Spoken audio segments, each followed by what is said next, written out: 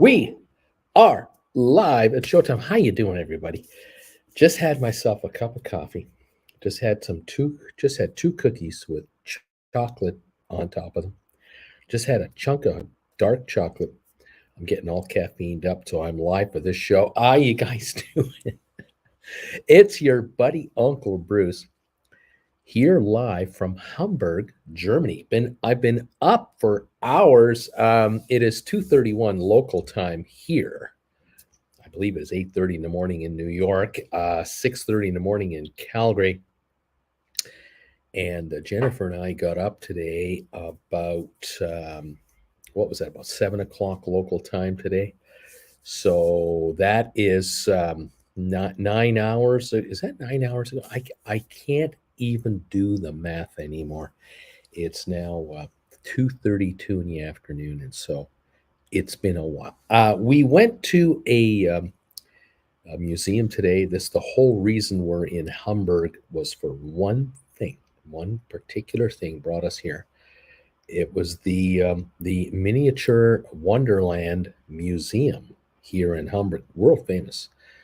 Got to be one of the largest museums featuring trains, planes, boats, automobiles, people. It's just the most incredible thing you've ever gone to. You got to come here.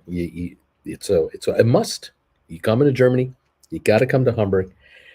Hamburg's kind of a neat place. It's really cool. It's a port city. A lot of canals here. They know their stuff.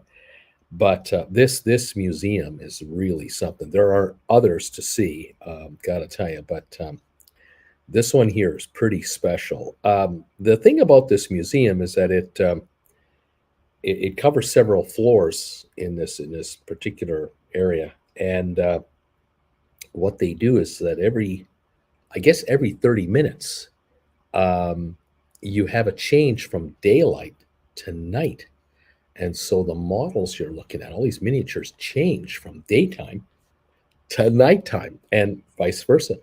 It's truly something. Yeah, this is really special. A super, super special place. And there is no question a video is coming from yours truly on Traveling with Bruce about this place. There's no doubt about it. I have probably taken 30, 40, 50 different video clips today alone about this place, just to put it in perspective. I'm going to try and show you a photo here. I hope this works out. Okay. When you get off the elevator and enter this place, this is the first thing you see. And what you're looking at there's a guy here. Oops. Yeah, sorry. There's a guy here. Oh, come on, Bruce. Stop screwing around. You can do better. Oh, gosh. I'm terrible at this. Okay. There's a guy there. One, two. There's a seat for a guy here. There's another one over there. There's about 5 people operating the trains and the planes and all of the moving parts of this entire facility. This is a control room, and you're able to look into it to just see what they're looking at. They're looking at TV monitors that are 60 inches gigantic way on the wall. Then they have monitors in front of them, and they're basically controlling all of the functions of this place. It is absolutely the most incredible thing to see. And so I was having a field day. I was having a good old time here. I was filming this guy. Here he is. He doesn't mind you doing it, but I came over his shoulder and I zoomed in on his screens here. I was zooming in on. There's another 2 people over there. See, they got their computer screens in front of them. They're operating everything, making sure everything's running. This is just after we got in. This is like 8:30 in the morning.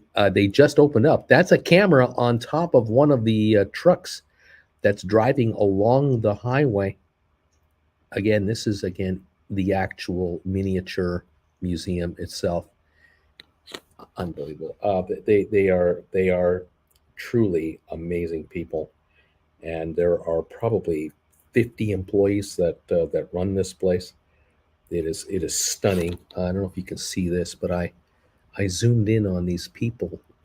These are miniature little people in a market, and then I zoomed out so you can kind of see how many there are. See, then there's the buildings, and then you kind of zoom out some more, and the buildings lights they flicker because this is nighttime. Unbelievable! It's undescribable. Anyway, check out the video. Traveling with Bruce.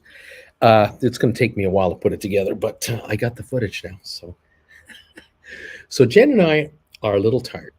We've been going. We found a wheelchair that they provided for us for Jen to sit down at.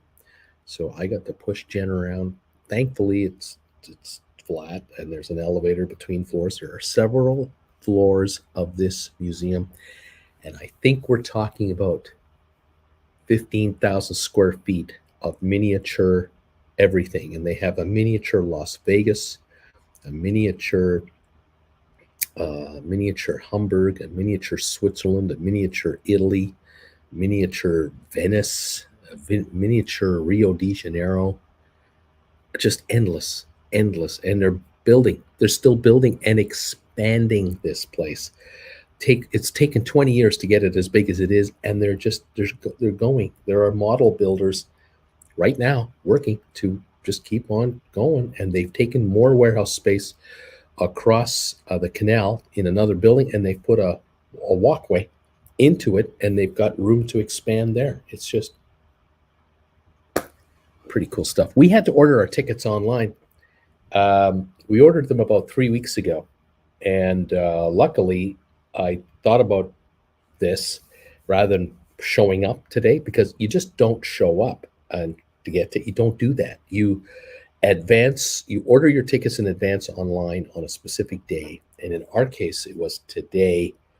At 8:30 in the morning we were able to get there to gain entry. Between 8:30 and 9 we were allowed to just walk in with our prepaid tickets, which ran about 18 euros each, so that's about 20 American dollars ballpark. Well worth the money and well worth the effort. And the wheelchair was free to use, no charge. Great service. They only have a few, 3 or 4 of them, but we got there nice and early, so we grabbed one. Fantastic. Anyway, there you go. Great for kids, yes, but adults will enjoy it and appreciate it much, much more, because you'll understand the workmanship that goes into this incredible display. Thank you, everybody, for being here this morning. It's great to have you here. Welcome all of you from around the world, in North America and Europe, everywhere else. It's great to see you here. Thank you, Mark and Richard and Kiwi, for giving me a thumbs up and telling me what number thumbs up you are already. I appreciate this so much. Kiwi's worried about ATIP this morning. Apparently it was down 20 odd cents, and wondering what was going on and why and who, what, where, when, whatever. I have no idea, but let me take a look at ATIP. Let's see what's going on. I got it off. I got it at 9. Is it ATIP? I have it at 204. Just let me double check. Where am I here? There we go. Was worried about ATIP just a little long ago. Well, apparently ATIP is fine. ATIP is 204 a share, down up actually 9 cents here. Pre-market trading only 200 shares. So there's nothing exciting going on there, except it is up a tiny little bit. The pre-markets on some of these stocks are pretty thin, and we got to really wait till the openings to see what's going on. H. Gregory is here, number 11, Doubting Philosopher. Welcome, Hector. Welcome. Munamo is here. How you doing? Jason's here. Not your daddy, SoFi. Welcome. Thumbs up 28. Cindy's here. Computer Whiz. Wing Commander, just outside of Munich, is here. How you doing? John Anderson says, hello, sell my house in Upper Marlboro real fast. Good morning. I'm number 38. Mirko's here. How you doing, Mirko? Nazareth, number 50. Wing Commander, weird thing. My best mate is currently in Hamburg visiting the exact museum right now. Might have run into Uncle Bruce without realizing. How about that? Bill is here. Olivia, good morning. Not your daddy, SoFi. Talk stocks, please. Don't talk about the models. Spire, very gorgeous. So Uncle Bruce have visited the museum before I could visit it, but maybe I'll try it this summer on a day trip with a 9 euro ticket that we can use in Germany as a citizen. Yeah, it's worth it. It is really worth it. Austin, newbie here, isn't over 1 billion of SoFi long-term debt interest-free convertible bonds, meaning interest rates don't matter on that portion at all. Nobi here, isn't 1 billion of SoFi long-term debt interest-free? Yeah, that's right. They did issue $1 billion in debt. I think it was last year, for zero interest, and I know Ford did it. I know that the gambling stock, the folks that they were a SPAC, and they're up there doing online betting. Can't remember the name right now. Anyway, they did a interest-free debt offering. A ton of them were done, and yeah, I think the interest-free debt offering that SoFi did is one of those convertible into stock deals, but I think it's like $40 a share or something like that. So it's a great deal. It's a great deal. Austin is number 60. How you doing? Vernon, welcome. Cam, hey, hello there. Gamestop just turned slightly negative on the pre-market. Alex is here, number 70, thumbs ups. DQ, how you doing? Oscar's here, welcome. Duncan, the man, is here. How you doing, buddy? Good morning, everybody. Guten Tag, Uncle Bruce from Assign. Thank you. DraftKings, thank you, guys. Yeah, DraftKings. I think they raised $1 billion interest-free as well. And I believe Ford was going to raise $1 billion, and I think they ended up doing $2 billion because demand was so high for Ford anything. With a deal to go into stock, investors were happy to do it. I'm showing GameStop right now 136.48, down 73 cents. It was 136. It's jumping around. The volume is 92,000. And I really am not expecting a lot of upward movement here at the moment. I'm kind of thinking we may have topped out on GameStop simply because we're now going to probably, or let's say maybe not we, but the market will probably now wait for GameStop to release their actual financials, bring out their final results, see if they say anything about anything when they have their annual meeting. Usually they don't take questions. Very frustrating. We'll see. But 136.15. Is the stock going to go down after the annual meeting, or just before? And if so, how much? How much is going to go down? $10, 15, 20. And then the split. Of course, the vote for the shareholders is to be tallied to accept the recommendation of the board to authorize the board to increase the number of shares outstanding from potentially 300 million shares, which there aren't outstanding, it's only 76 million, to potentially 1 billion shares, which they're not thinking of doing. But they might go 5-for-1 to 7-to-1 on a split. But then again, they might not. When they discussed the split, when they proposed the idea of splitting the stock or the possibility of such, the shares were 180 to 200. Right now, 136. We got down to, what was it, 88 a share a couple weeks ago. Are they really going to do a 7-for-1? Because if the shares go up $4, that's $140, and then a 7-to-1 split means that they're trading at $20 each. Do they want their stock trading at $20 each? Would they be comfortable with that? Now, maybe they would be, because maybe the board is thinking, well, we'll increase the number of shares by 7-fold.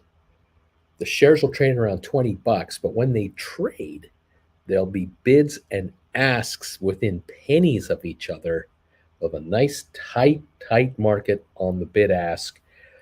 Good volume, because of course there's 7 times as many shares in people's hands. So someone that has 100 shares now would have 700 later, and if they want to sell a couple hundred and hold 500, they can do it. Or if they want to buy 300 more and get to 1,000, they can do it. And of course, the volume on the options market will dramatically improve. Huge increase, because again, there's 7 times as many options that will be existing than existing now. But each option will be 1/7 the price and 1/7 the strike price. It's all going to be adjusted. But the thinking is on the options market that instead of having a bid at maybe $5 and a seller at 570, you might have a spread, between, I don't know, 185 and 83 cents, or $1.10 to $1.12 or something like that. A $7 contract now would be a $1 contract, and a 770 offer would be a 110 offer. So you'd have like a 1 to 110 market instead of a 7 to a 770 market, making this a simple example, trying to give you a simple example. I don't know. 7 times as many contracts in existence, lots of volume. Now, for all of you out there who have less than 100 shares, if you've got 15 shares of GameStop right now or less, you're going to have 100 shares or more. So if you've got 20 shares, you'll have 140. If you got 50 shares, you're going to have 350. Well, 350 shares lets you create 3 contracts. You're now writing options. See? It's a question of where the stock's going to trade at and how's it going to go. Now, can the shares go from, say, about $20 a share to 25 or 30 in the first month or so after the split? Is there kind of a momentum trade kicking in that might move the market? Because if it did go to 30, well, that's like going to $210 right now. 136 to 210 would be great. Will that happen? I don't know. Of course, the options market will shift, and those of you who've written calls, you'll be watching your calls closely. You'll decide whether to do rollovers into 22s or 23s or 25s, all that sort of stuff. But because of the fact that there are 7 times as many options out there now to roll over into whatever contract you want to roll into, there'll be 7 times as many to go after. So, we'll see how this all plays out. We got a lot to watch, a lot to follow, and we'll see what the company says about their prospects and their company's upside, and the NFT thing, and the crypto thing, and the everything else. Right now, 136 even with 41 minutes to go before we start trading today, and we're down 121. But have we had a good week? Yeah, we had a good week last week. We've had for 5 trading days, sitting around, what was it, last Tuesday, we were down at $89, $88. Yeah, I'd say we had a good week. So, okay. Going back a month here, looks like about, what was that? The 4th of May, we were at 127. And then around the 11th of May, we were at 81. And then around, what was this? The 19th of May, we're at 99. And then the 24th, we were $89. And here we are at 136. So, yeah, it's been a good run. Can it top out for a little while? Yeah, it can. Could it go higher? Sure. I mean, the meeting is coming. What is it, next week, I guess? The anticipation of the split is coming. All this is happening, but maybe the upward movement has already taken place on all of these developments, on top of which the Dow, the S&P, and the NASDAQ had a great week last week. First up week in a while, 7-8 weeks.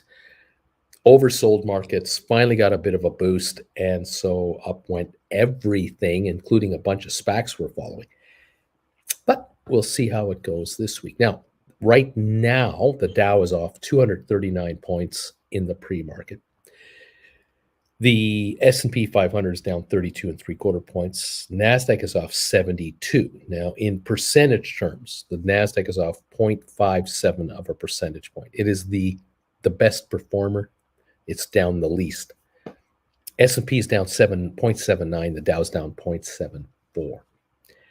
Does this look to me like a bloodbath day today? No, it does not. It looks to me like a little sell-off on a nice week's profit, where we're going to kind of get some profit taking and some repositioning. But I have a hunch that there is so much cash waiting to go into this market from around the world that we may have a slight dip to start the first hour, hour and a half. We may run out of paper, selling pretty quickly here, and the buying will just keep coming and keep coming and keep coming. And then we may have a turnaround. We could have a higher day today. We may have a flat day today. This is Tuesday, or tomorrow we may have a nice day tomorrow.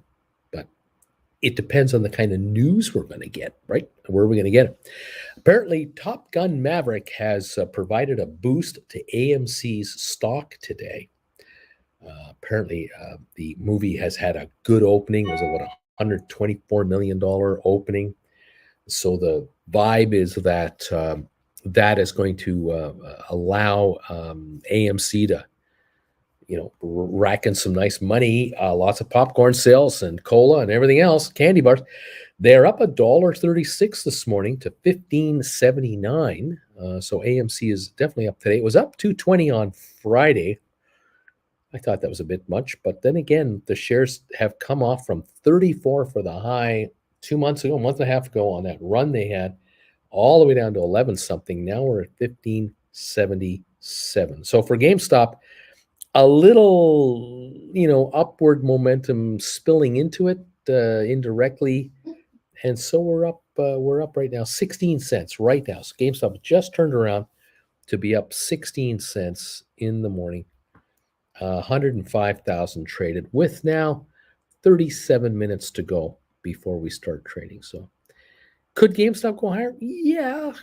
Will it? That's the question. And if so, just how much would it really go up? That is the question. There you go. There's the latest. Other stocks we're watching, we got a 6-cent gain going on Rocket Lab to 506 looks like. SoFi sitting at 741, down 15 cents. Had a 41-cent gain on Friday to 755. Matterport down 8. It was up 48 on Friday. These are nice gains on Friday. 23andMe up a dime, 296. Spire this morning is down a penny at 150. ATIP is down a nickel to 190. And SmartRent up 8 cents with a 26-cent gain on Friday. So we're now at 6.29 on SmartRent. Cyxtera, no trading this morning at the moment. Closed up 109 Friday to $14.60, all-time high. Apple is still off this morning. It was up 5.86 on Friday. It's down 87 cents today. This market is reluctant to give up any gains. Goldman is only down $2. It gained $4.95 Friday.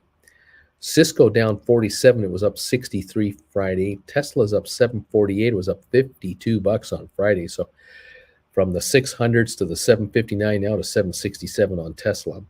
ARC Innovations gained 278 on Friday. Holding off 22 cents, holding around 45.19. That's an improvement over the low 40s, 40, 41 range. Microsoft was up 7.34 Friday, now only down 1.75 today. That doesn't want to give up stock or any ground. We had a 69-cent gain on Bed Bath Beyond on Friday. We're up 8 cents this morning now, 9.31. Pfizer was down 8 on Friday after a really good Monday, Tuesday, Wednesday range. 53.91 on Friday. Right now, 26 cents lower, 53.65. This has definitely come up from that 47 to 49 range in the last week and a half. So it's found a home in the 50-55 neighborhood for now, it looks like. Hewlett Packard, 38.20 at the moment. It was up 198 on Friday, down 55 now. 38.20 is the price. Coming back to that 40 level. Carvana, 33.60. You don't know what to make of that. Twitter down 24 today. Was up 65 on Friday to 40.17. It's now 39.94. And from what I understand, it seems like Elon's going to buy it. Don't think he's negotiated a lower price, but the stock has not yet, reflected the deal. I'd like to see what's going on. Anyway, there you have it, guys. Welcome to the program. It's great to see you. Hope you had a great long weekend, Memorial Day, and you're resting and saw some of your friends and your relatives, and you made sure to give an extra long hug this weekend to your elders, because you never know when it's the last time you're ever going to do it. That's how this world works sometimes. I had the pleasure of hanging out this weekend, Jennifer and I, with my cousin in Dortmund, in Germany, and we saw each other as children when we were 3, 4, 5, and then we went a long time before we saw each other. We were adults when we next met, and then we have had gaps in between seeing each other. And this last go around, it's been 4 years. And prior to that was 7 years ago. And in the 7 years, from 2015 to today, when we saw each other back in 2015 till today, we both lost our mothers. He lost his father just a year before we got together back then. And we recognize just how time is mean. Time takes people away. And we reminisce about our separate childhoods. His from Germany, mine from Canada, and we kind of compare notes about what was it like when you were 15, when you were 20, 30, 40, that kind of thing. And we're getting on. We're now the old men in the family. That kind of bugs me in a way, because I don't like being up at the top. I really kind of like being younger with older people ahead of me. I really like that. I found that comforting. It's not so comforting anymore. Not so many older people ahead of me anymore in the family. I don't know about you guys, but it bothers me. Anyway, I'm trying to be as careful as I can and healthy as I can be. In any event, here in Hamburg, beautiful weather today, gorgeous day. We're slowly but surely getting a little more cloudy as the day goes on, but oh, has it been nice? We sure have enjoyed it. Jennifer, how you doing? Number 90 thumbs ups. Thank you for being here. Thank you for the thumbs up. Good Godfrey, they're taking questions this time. Let's hope so. Good Godfrey, let's hope so. Alberto, good morning, Bagel Familia. Uncle, I am here. You can start right now. All right, on Options Nomads, 108 thumbs ups. Thank you guys for these thumbs ups already. Venture with Duncan, what's this green stuff? What's that? Aurora 109. Larry, hi everybody. Hi, Larry Titus. Zach, number 111 thumbs ups. Thank you. What a movie. Enjoy the movie. 121 DH Ruda. Vilbus, my GameStop. June of the 10th expiry, $100 exercise price. Could use a healthy dip this week. There you go. Jason Lewis, I went to the theaters this holiday weekend. Wasn't AMC, wasn't Top Gun, but it was jam-packed full of people. That's a good sign, isn't it? Marcus, Uncle Bruce, Spire financials are tomorrow. If I am correct, any news or thoughts about the coming weeks for the stock? Thanks in advance. Well, let's hope that Spire is going to do what I think. I think they're going to report what I suspected they were going to report, and that is higher revenues, higher gross revenues, higher number of clients. Spire doesn't make like they don't make one of these things and sell it through a retail store. They don't make an iPhone and sell it. What they do is they sign up clients on long-term deals to manage their data between Earth and space through satellites, and they also help with satellite reconnaissance and weather forecasting for the maritime business and so on. And this is a company that is a worldwide operator. This is not they don't only handle clients out of Pittsburgh. They're an international, and they're dealing with space agencies as well. Many space agencies. They're dealing with governments, a lot of government work, and these checks don't bounce. And these aren't like, we'll hire you for 90 days to kind of monitor some stuff from outer space, and then we'll think about it. No, they operate 3-year, 5-year, 10-year renewable contracts that just keep paying and paying and paying. Spire is going to be a very successful company as they just keep growing out and growing out and growing out and growing out. They're utterly unknown in the big sphere of the stock market. They're certainly not known like Tesla is known or anything like that, but they're going to have their following, and they're going to have, I think, eventually institutional following, because this is a kind of company that's just going to keep generating revenue and revenue and revenue, and they built out their systems. They're still going to grow their systems, but every client they bring in now reduces their losses. They're getting to the point where their economies of scale are about to shift from new, establishing a company from scratch to generating profits and now just adding to it. Kind of like a utility. They're just going to be a steady grower of cash flow and revenues. This financial will not show a profit yet. That's not ever been projected. It's still down the road a ways, but they're getting closer and closer and closer. And so more and more, I think more and more analysts that need to know about Spire are learning about Spire with every quarter financial coming out.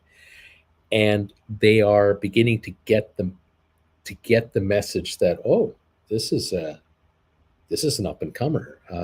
This is a company with a lot of cash in the bank, no debt, growing client base, growing sales, and lower losses, to the point where they'll flip the switch to the plus side, and it'll be everything the same, except losses will be higher profits. Every quarter will be higher profits. That's where the entity is going. Marcus, what the stock will do this week, that I can't answer, because how's the market going to do as a whole this week? How are things in Ukraine this week? How are things with inflation and interest rates and all that? That I can't speak for, but the long term for Spire is good. In the meantime, we got to tough it out, and so we do. We just wait it out. Michael, Marcus, Spire is 6:12. SoFi is tomorrow. So there you go. We got 6:12 for the financials. SoFi tomorrow. All right, Robert Benson, thumbs up number 128. 8:12 says Michael now. August 12th. There we go. Alberto Vilbas, are you anticipating a dip? I am holding a 130 contract, and I'd love a dip, says Alberto. Not your daddy, SoFi. 105's here. Vilbas, I don't know what I'm anticipating.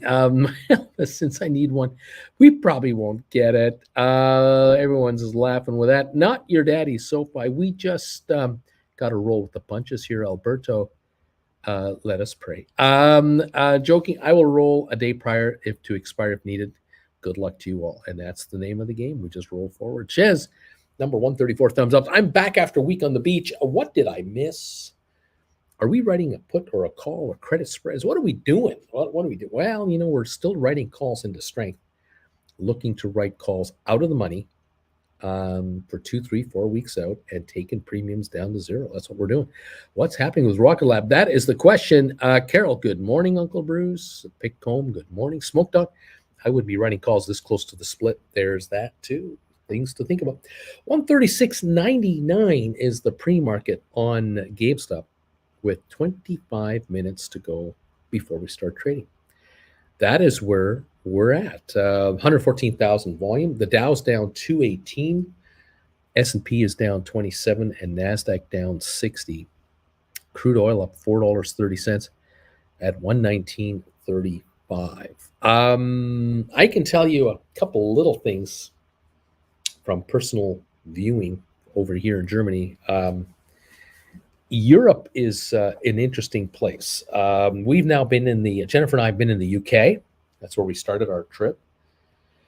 Then we worked our way up to from London to Edinburgh, then from Edinburgh over to Amsterdam, the Netherlands, and now we're here in Germany, from Dortmund now to Hamburg on our way to Berlin in a couple of days. I can tell you this. You want a job in the UK? There's jobs. You want a job in Amsterdam? There's jobs. You want a job in Hamburg?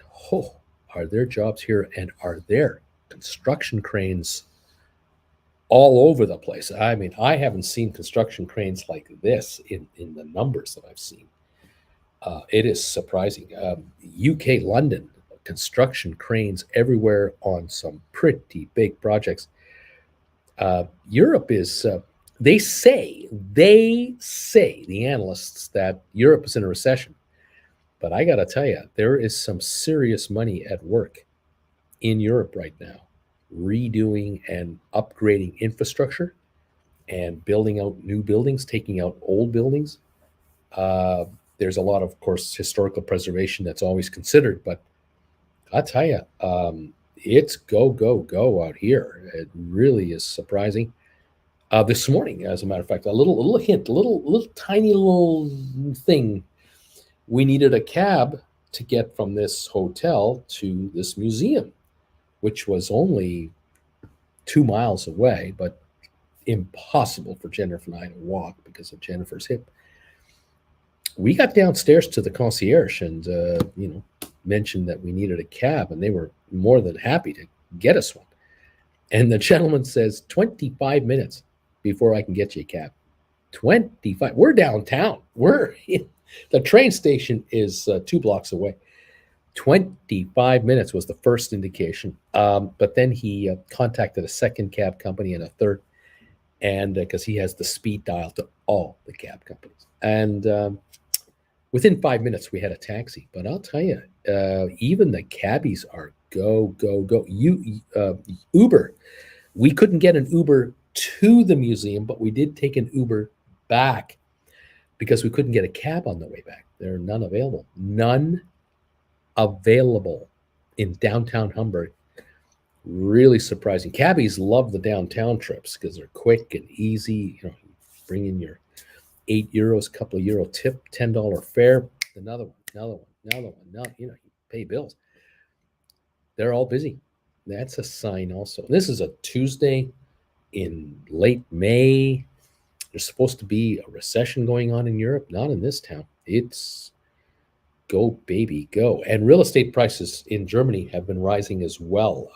That's the other thing my cousin was telling me, that his house has gone up substantially in value in the last 2 years. He cannot believe it. He can't believe the prices people are paying for the kind of home he owns. He just cannot believe how much they have risen. And that's similar to what we've heard in the USA and in Canada, that these low interest rates, and they're still low, are spurring people to, want to work from home.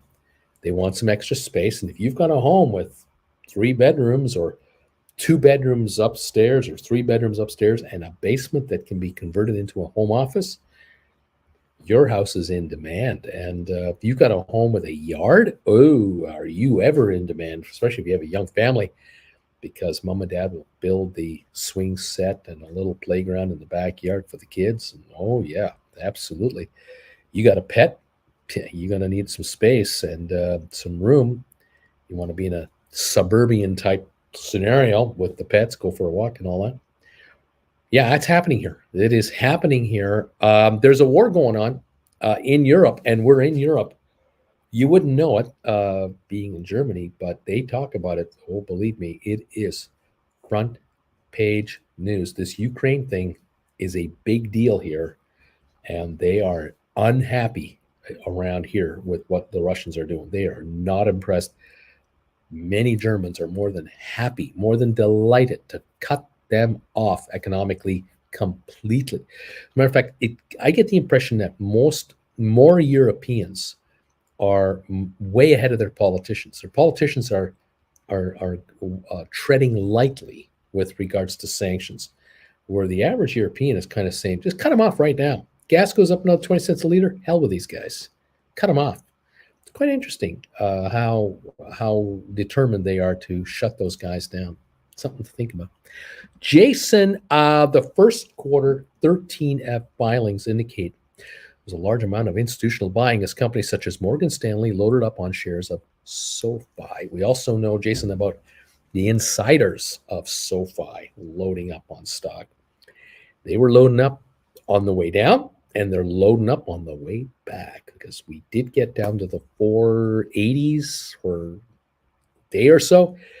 And here we are coming back on again into the mid sevens, going for 8 again. I have a suspicion that they're going to just keep right on buying, Jason. Anthony Noto has made 10 insider purchases since March the 4th, or is that April the 3rd, 2022, and other insiders have been accumulating shares as well. You're absolutely right, my friend. Absolutely right. And I agree. They know what we know. Of course, they know what we know. We're on the same page as management of SoFi, that the upside of SoFi, the economic upside is unbelievable. That company is going to be so much larger than it is today.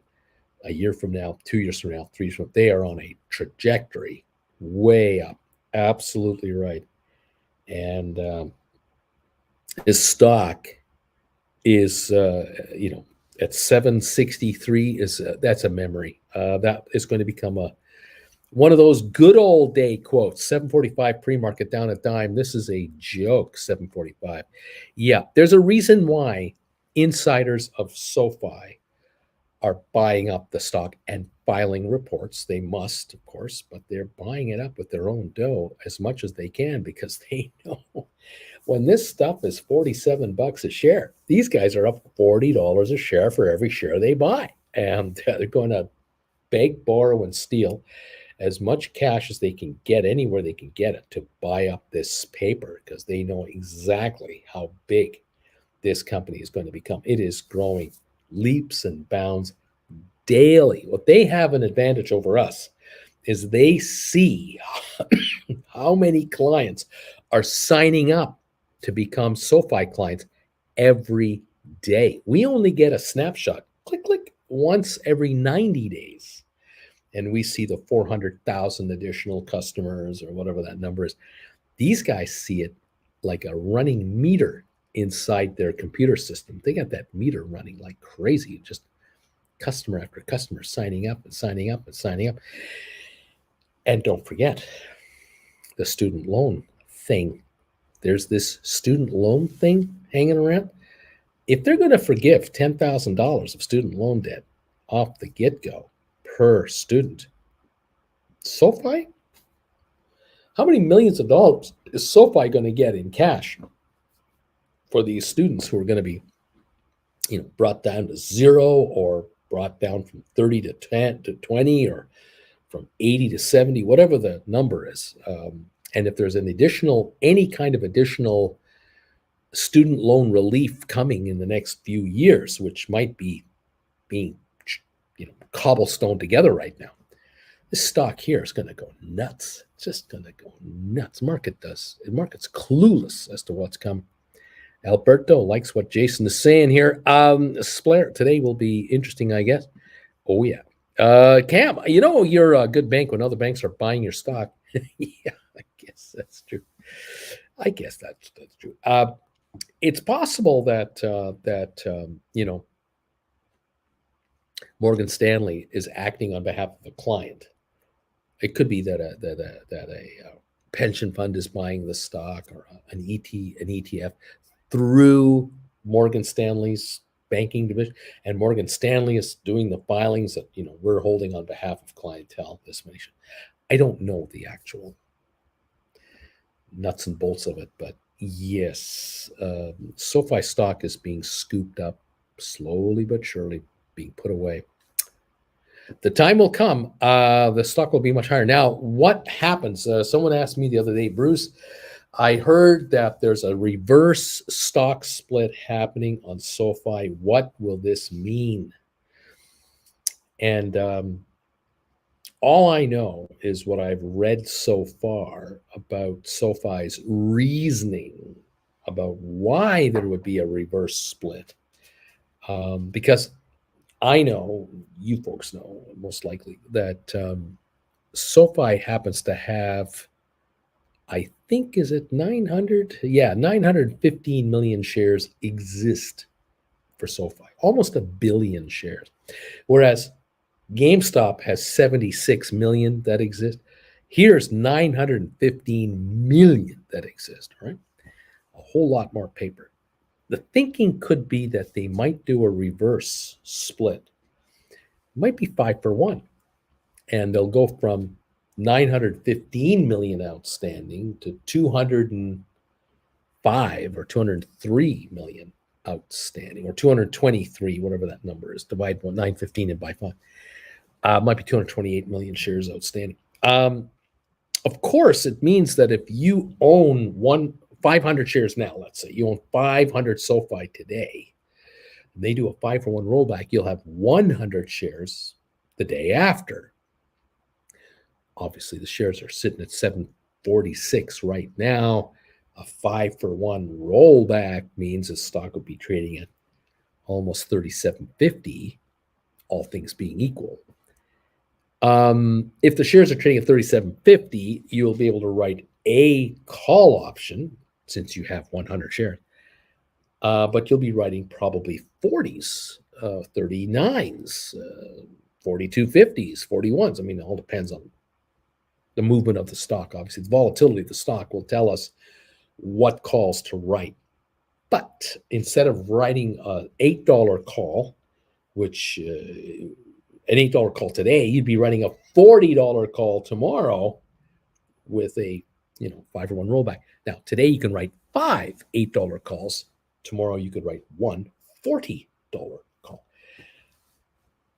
The thinking on the company's part seems to be that they want to get the share price substantially higher, which would make it attractive to additional institutional investment entities like pension funds and retirement funds through insurance company asset holdings, banks, that area. Again, I'm wondering also if the shares are trading at $37, $40 and the company is about to turn the corner on profitability, it would be attractive to indexes. It might become part of the S&P 500 or the S&P Banking Index, or the MCI family of funds might want to buy into it. Again, I am passing on to you what I think they're trying to tell us through institutional interest. I personally would rather they don't do a rollback on the stock. I personally would just like to leave it the way it is. Let the company go into profit.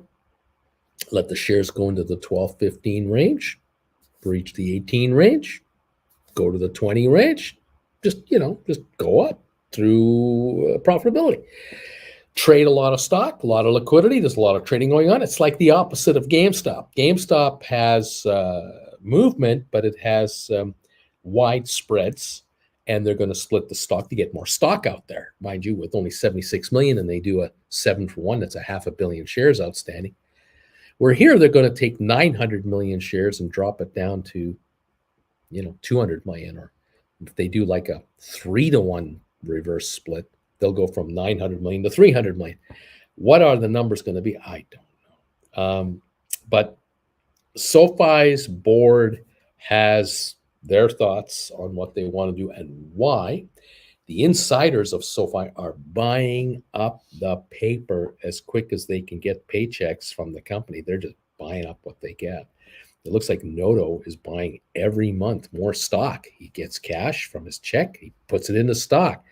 Doesn't matter that it's going to be rolled back. It doesn't matter to him at all. He's just buying up the stock. So, well, we'll follow it, see what they want to do with it. See what happens. Okay. What's going on? If there's anything the government's like to do, it's bailing out banks. Come on, 10,000 forgiveness. Let's go. Pick home. I'm so glad I have over 1,000 shares of SoFi. Karim, why not just organic growth? Plus, what about the shares they want to give employees, diluting the stock? Well, as I say, they roll back the paper 3-to-1, 5-to-1, whatever it is. Everybody has 1/3 to 1/5 the number of shares, but they'll be worth more money. The question will be, If they do a 5-for-1 rollback, will the shares hold 37.50, or will the shares go down to 30? Because if it go down to 30, that's like going to 6. But what if they go to 50 and you do a 5-for-1? That's like going to 12. See, so what direction is it going to go? Yeah. Anyway, SoFi says 1 to 2 to 1 to 10. Yeah, they've given this wide swath. I mean, these massive swath to give them all the room they need to do whatever they want to do when they want to do it. That's it, lame duck. There it is right there. We'll see what happens. I'm thinking 2 to 1 to 5 to 1 is kind of my guess. Maybe 3 to 1. That would put them at 22.50. You know, I don't know. Well, I just like the stock to go up to $20 by itself and forget about the split. That's me. That's just me. But I'm not on the board of directors, and I don't get calls from these guys. Remarkably, they don't call me for advice and say, Bruce, you've been around a long time. You've seen a lot of crap. You know what? We want to get your 2 bits worth of advice on this. They don't seem to want to call me. Not that expensive, you know. You can talk to me for an hour. It's not that much money. So I guess they got enough people to talk to. Maybe that's what it is. And okay, fair enough. I don't know. Eurozone inflation rises to a record 8.1% in May. Headline that is just breaking across the wires. All right. Well, we'll follow that news and any other news coming out. We have 8 minutes to go before we open for the day. And we're going to see what the day brings us, kids. Yeah, let's see what happens. If they vote it in, it's up to the board of directors. That's right, lame duck. If the shareholders approve the motion, the thought of a rollback, the directors will decide what it'll be. That's right. If there's going to be one, it's the directors that will decide it. Yeah, well, we'll find out when we find out. That's all there is to it. I have a feeling, though, that a lot of you folks who own this stock are going to instantly become option writers. Now, the question is, will the stock have a little up move because of how thinly traded it'll become compared to where it is now? Could there be a wave of institutional investing that will really kick in here? And could it go from $33, $35 to $45 or $50? And then you're thinking of writing 52s to 55s. And would you be bringing in $3, $4, $5, $6 a contract when you do write 52 to 55s? That's the other thing. So yeah, we've got things to think about, right? We'll be following that. Spire, I hope Matterport won't do the same before I made dough with options. Yeah, I don't anticipate other SPACs to do rollbacks. I don't know. I'm just a guy who's sitting in front of a computer in Hamburg, Germany, trying to make sense and explain it in plain English what these guys are up to. And some of these guys are a little more difficult to figure out than others, I suppose. We'll see what happens. John Anderson, Uncle Bruce, I can't watch anymore. There's no lamp. I'm just kidding. Alberto, can you talk about a reverse split? Idiot nephew here. I think I understand. I'm not sure. Yeah, so SoFi, instead of going from like if you have 1,000 shares right now, just theoretically, if you have 1,000 shares, they're going to do a 5-for-1 forward split. You'd have 5,000 shares. But if they're going to do a 5-for-1 reverse split, you'll go from 1,000 shares to 200 shares. SoFi is talking about a reverse split backwards because they have almost 1 billion shares out there trading at $7.49 right now.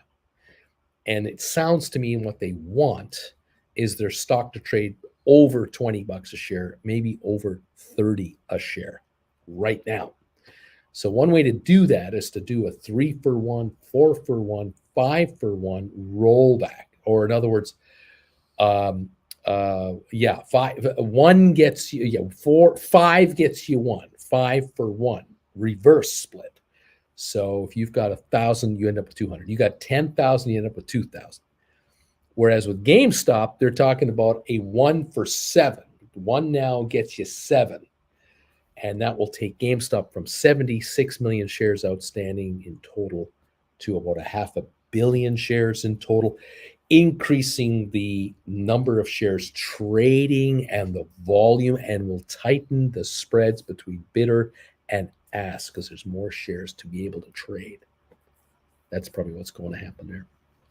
Hope I made that clear. Karim, it could be good, but I don't really like it. Could sell back down if the price goes up quickly. Well, that's the thing that we just don't know.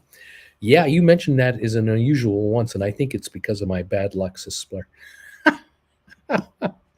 It's not you. It can't be you, Spire. It just can't be you. I could imagine it would be you.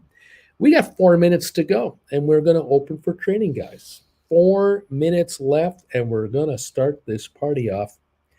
Let's see what we get. I'm showing right now with 4 minutes to go, the Dow is down 188. S&P is down 21. And the NASDAQ's only down 24. So the markets are actually getting better the closer we get to the opening. We don't seem to be getting worse as we're getting closer to opening. China is lifting COVID restrictions. Alibaba, JD.com, and other stocks are rising, headline says. I heard that the other day that China is trying to ease off on lockdowns. They think some of the regions have gotten through it. We'll see. 751 on SoFi right now in the pre-market. Make that 752. We're only down 4 cents on the SoFi now, 752 right now. GameStop in the pre-market is showing at the moment, let's see if I can get this to work, 136.50, down 71 cents. Not a bad start here. We don't have an ugly start to the day at all.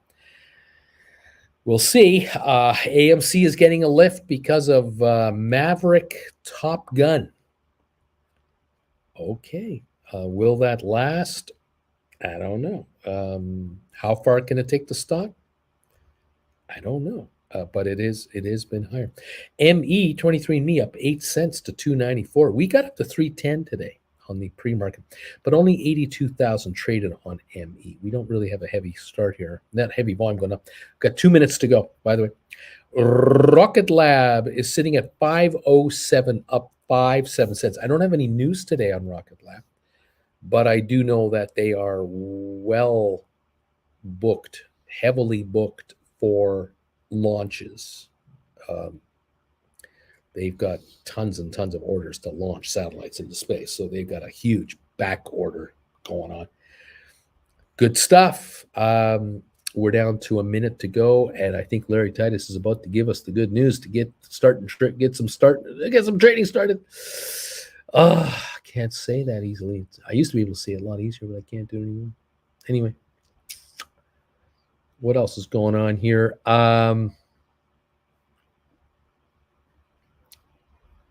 But how are they able to consolidate all those shares?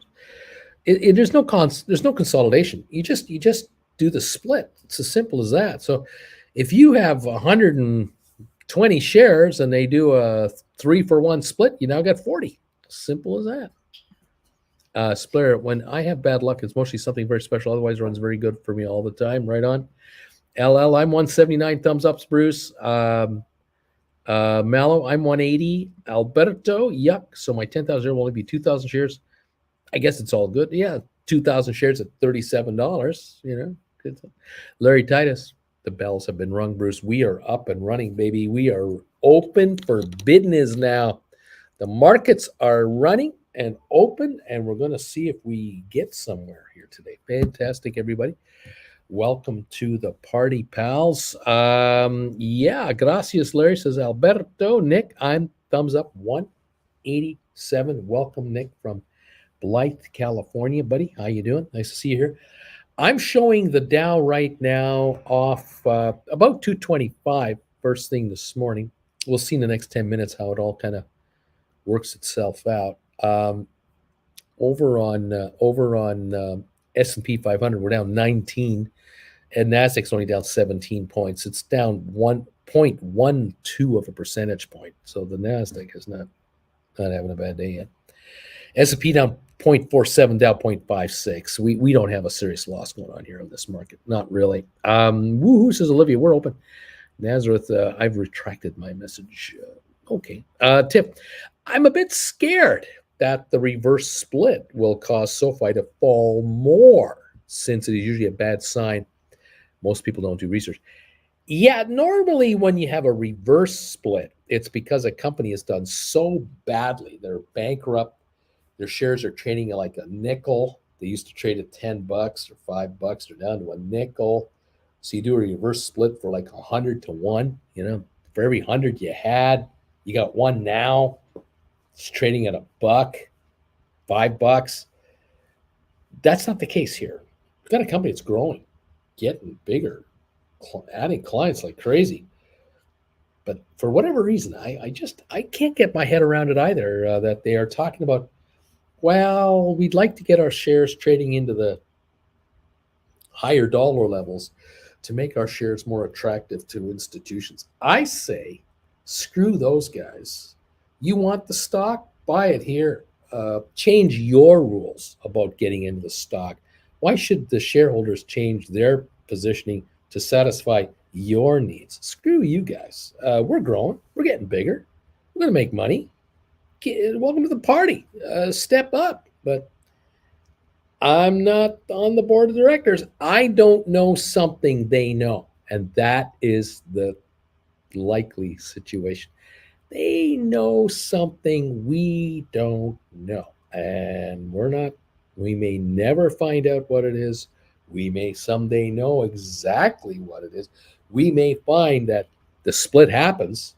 Stock starts trading around 30, 35 a share. And within 6 months, it's 100. And then we go, oh, there you go. Stocks triple in price. But my thinking is, okay, it's 750 now. It triples, that's 2250. Hey, man, it's been 25 already twice. What do I need this for? If you can take it 200 to 300 a share and it's trading at 60, old price 60, okay, but a couple $100, that's only I don't know, $40 price. I don't know. Obviously, I don't know. So we'll see what happens. Is anybody trading AMC today? JJ wants to know. Nazareth, I see what you did there. Michael, I voted no on the reverse split. Nazareth, who, me? Smile. Alberto, yep, laughing out loud. Tiff, would you vote in favor or against the reverse split if you had to vote? I'd vote no. I'd vote no. I'd vote no. That would be me. Just me. We're down 397 on the Dow, apparently. Seems that we have a bit of a sell wave coming through finally. 1.1% lower on the Dow. But NASDAQ's only down 57 points, 0.47. S&P down 0.85. It's the first hour I'm curious about. After the hour is over, where are we at now? Because that might really tell us what's going on. I can see 2 or 3 Dow stocks having a lousy opening, and that can cause a 391 point drop. But I can also see them moderating their drop in the first hour or two, and then all of a sudden this is half the way back, and it's just working its way back to even. But hey, we had a good week last week, so a little sell-off to start the week is not a surprise to me. Okay, Spire says thanks, Mike. There you go. We're down 395 on the Dow. We're down 39 on S&P, and we're down 75 on the NASDAQ. Oil is up 407 a barrel. 119.14 in Texas. We're over 120 last I saw for Brent. I can tell you over here in Germany, you want to buy a liter of gas, you are talking about 190 to 225 euros a liter. Now, if you pay 2 euros for a liter of fuel, that means you're paying 740 euros for a US gallon. 3.7 liters is a US gallon. So $2 euro is 740 euro a US gallon, and the euro is about 7% higher than the American dollar. So add another 40, 50 cents. You're almost $8 a gallon around here.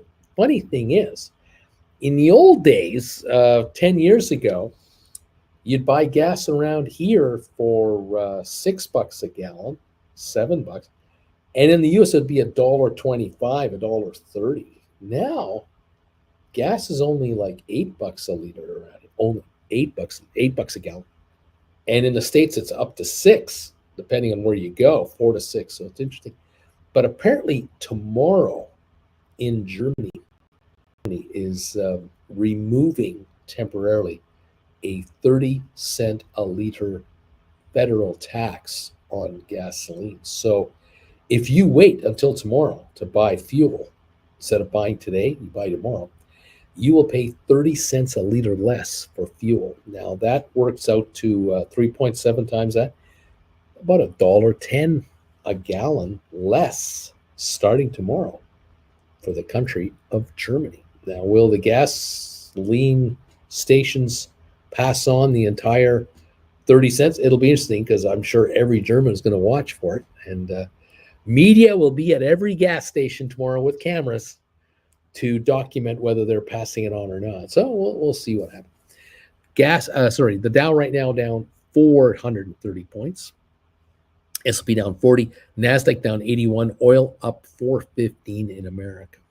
So in Germany, at least, the government is trying to lower the cost of fuel to keep people from pulling back too much. They're trying to help industry, obviously, cab drivers, delivery truck drivers.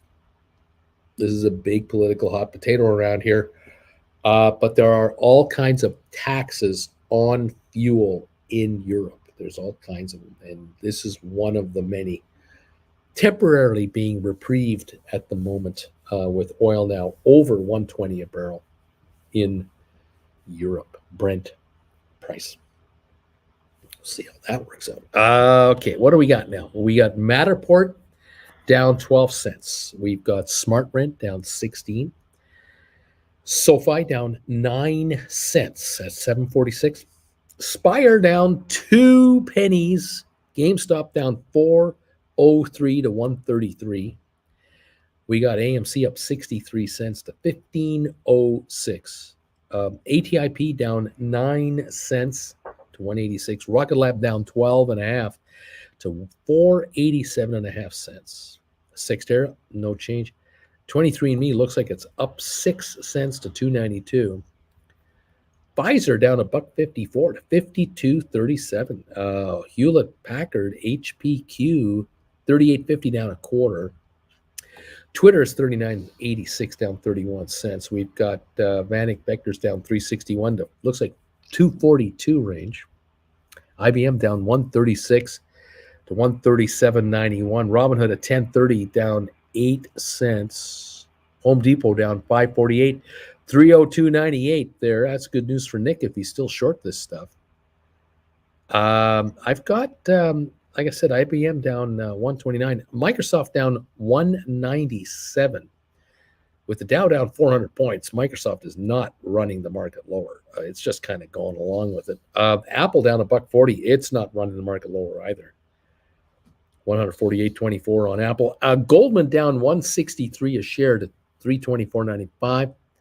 Cisco down 61 cents to $45, trying to work its way back to 50 where it was before their latest earnings from 2 weeks ago. Facebook down 171. Amazon up $23, 23.88, 24.88 now, higher. Tesla down $7. Google up 11.28. And Bed Bath Beyond down 26 cents to 8.97. BlackBerry down 25 to 6.32. Royal Caribbean 58.12 down 7 cents. Target down 2.28. JP Morgan down $1.13. Costco down 9.93 actually at $460. Walmart down 65 cents. Nvidia down 2.46 to 185.65. Disney down 63 cents to 108. Don't mess with the mouse there, Mr. DeSantis.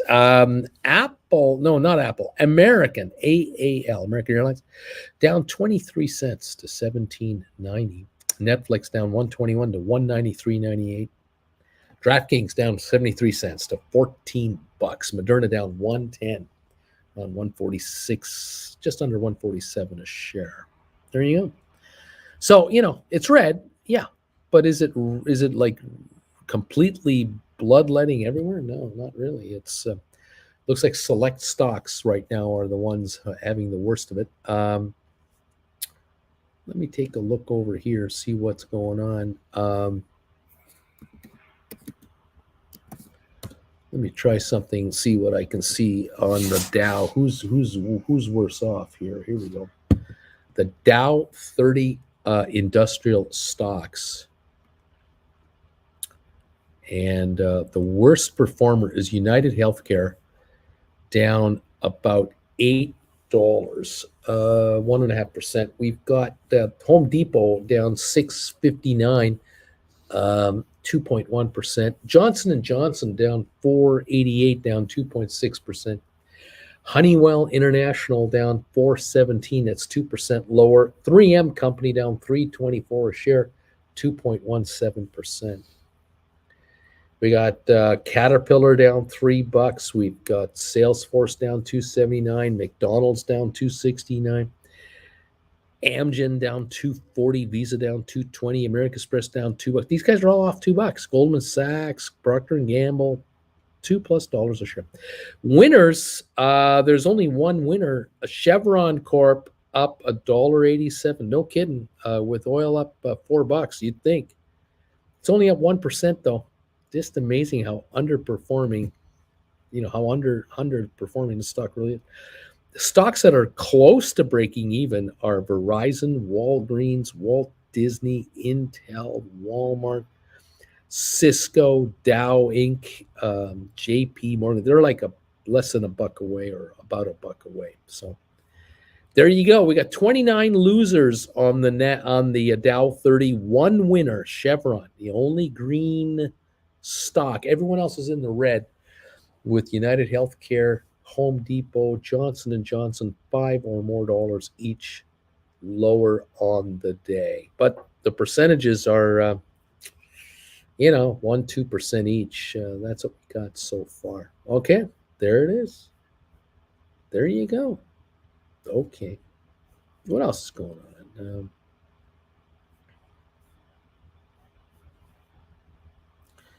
Welcome everybody. Yeah, Michael's voting no on the reverse split. I say no. I believe we all voted no, says Alberto.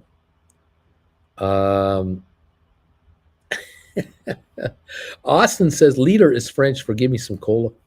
Splir, yeah, that's why my dad enjoys to drive on. I think it's translated natural gas, not on the usual gasoline. He says, Tiff, now the petrol companies will just add 25 cents a liter tomorrow. As long as people are willing to pay $2 per liter, petrol stations will sell for around $2 a liter. Wooly, I voted yes because I figure you can't vote what the board recommends. Why invest in the company? Tiff, the €9 per month ticket was a way smarter move. Splinter, thanks, Uncle B, for mentioning that we could run first a little lower. I'm sitting actually on dough and I'm waiting for a better price. There you go. Awesome. Wooly, for what it is worth, I read somewhere it doesn't really matter what retail votes, as the majority is owned by insiders and PE firms who will vote yes. Wooly, yeah, I figured my vote wouldn't matter much. Credit Savage is here. I voted no on the SoFi reverse split because I want all my shares to stay the same. If they want to do a split later, that's okay. Let them do it the right way. Let's see. Credit Savage, good morning, my fellow simpletons and degenerates. Hope everyone had a fine trading day. Hope you're making money. Nick, yes. Uncle Bruce, yes. I am still short Home Depot. I needed to go below 285. Okay, so you're still looking for that thing to back off. It's sitting at 302. 38 down 6, so it's come a ways, but it's got a ways to go. I got you there, man. You needed to back off quite a bit. Matter of fact, let me just take a look at this chart here, see if it pops up. Yeah, the 1 month chart sure shows a spurt. Oh my, does it ever? This last week, oh man, it was in the 280s, ran all the way to 310.11. So yeah, it had a real run here. But you are down today. Right now, 302.61 is where it's at. So you need more, no doubt about that. Okay. Spire saying on eToro, Goldfields Ltd and Frontline Ltd are the biggest losers. Zed Estate says, I'm thumbs up number 198, Bruce. Right on, guys. Thank you for getting me almost to 200 already. That's pretty good. And Kent is saying here, the question Kent has is with this GameStop dip, do we buy back the 105s this between now and this Friday? Then maybe wait for a pop and sell again to complete the rollover, or wait, or what? What do we do? Well, we're at 130.54 on GameStop right now, down 660 a share. That's where we are at right now. Let me take a look at something on the old GameStop. The low has been 128 already today. The high 139, although I think that's an artificial quote from this morning. But nonetheless, we're trading at 131.74 down 547. Now, we all know in this channel, we all know what GameStop is capable of doing in one single session. A $25 spread between low and high would be a nothing burger for these guys. It would take some volume perhaps, but right now we've only got 870,000 traded. But at 130.61 right now, we're I think we're 128. Am I not mistaken? We may have just jumped again a little lower. 128.83. There's some selling and some buying and there's some volatility coming in here. To me, I think you do nothing today. If you've got options expiring this Friday, you don't want to do anything today. You don't want to do anything tomorrow unless absolutely an unbelievable deal comes along for a rollover. Right now, you want to allow the contracts you have to trade only at book value plus just a little bit. You don't want to be sitting with $7, $8 of book value, $4 of book value. Oh, I'm sorry, time value. You don't want time value on top of your book value. You only want to be trading this thing at really book value. So if you got 105s, the stock's at 130, your contract is a $25 book value contract. You don't want to be buying it back at 130. There's $5 a contract coming your way still. And certainly by Thursday afternoon, that should be fairly evident that there might only be $1 of time value left. So more depreciation will come your way. Now, of course, the shares between today, tomorrow, Thursday, we could be at 120 at any time. We know that. And if that truly did happen, these contracts would be $15 book value. That's all, not 25 or 30 book value that we've been watching. So shrinkage is, very possible. Are the shares going to 150, 160 today or tomorrow? It doesn't look like it to me. We'll see. 130.49 right now I see on the market.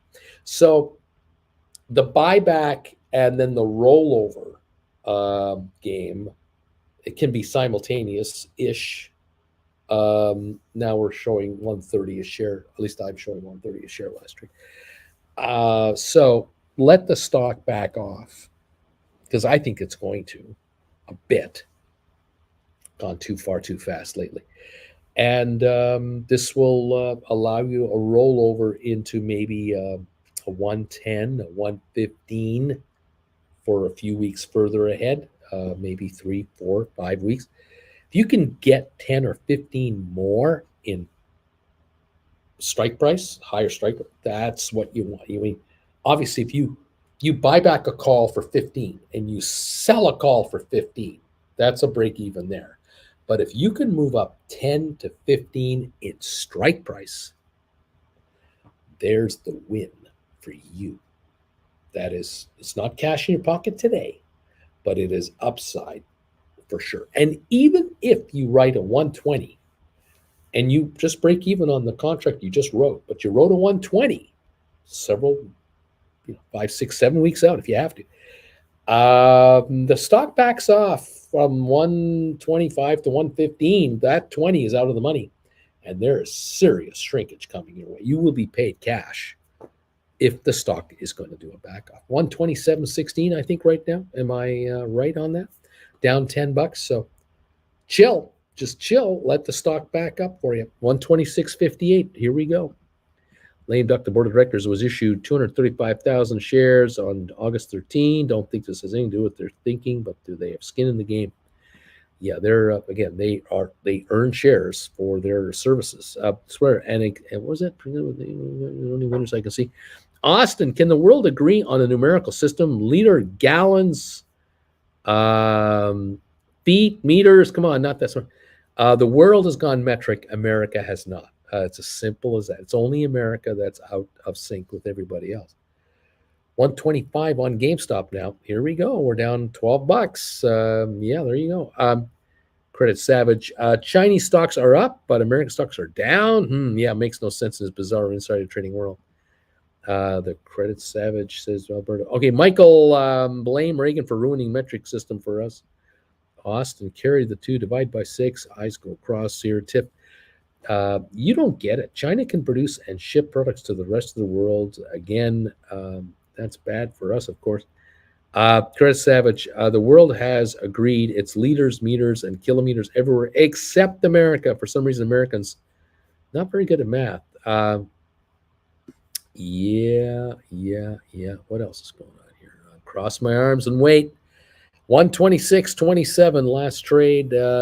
Looks like we're now sitting at 125.43. We're going lower, kids. We're still dropping on GameStop in a hurry. The Dow is off 397. Not as bad as it was. Okay. Digging the SoFi credit card. Just picked up $30 worth of free stock with points. How about that? Right on. Tip, the coin crashed from $1 to 3 cents. Investors lost everything. All I can think of was if they would have invested into something boomer stocks and sold cover calls, they would have made more than 20% a year. There you go. And had a lower risk. Yeah, the testy donkey. Don't worry. We, the UK, are going back to Imperial due to the PM throwing a dead cat on the table. Nick, Uncle Bruce, can the gold standard be back? Nope, I don't think so. Swinson, I wonder how many millions of dollars have been lost from incorrect unit conversions. DH, Curtis Savage, Britain is still feet, but they drive on the wrong side of the road. There you go. There you go. We're down 380 on the Dow, down 43 in S&P. We're down 135 on NASDAQ. The Dow's down 1.1% and S&P down 1.0%. NASDAQ down 1.1%. They're all the same. They're all the same today.